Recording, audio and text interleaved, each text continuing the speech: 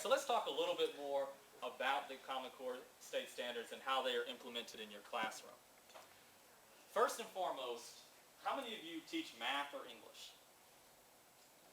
All right. Now, excuse me for a moment. But you get the best of everything teaching. You really do.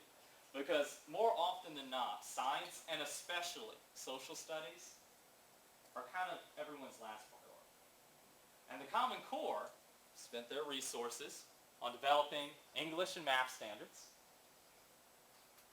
And, well, that's what they did. We don't have science standards. Now, apparently, the next generation science standards are being worked on. So maybe I'll be here next year talking about them. And social studies, well, still haven't heard anything about that. And admittedly, it's a little difficult to nationalize social studies because you would lose out on local, state history, culture, etc. So that might be a very good thing that we're not. But if you think of it in this sense, they came forth and they said, well, here's our English and math. And people said, this stuff is great. What about science and social studies? They really didn't have an initial answer. And they certainly don't have any standards of curriculum. So what they did is they said, well, we can get science and social studies into the Common Core. We're going to sneak it in.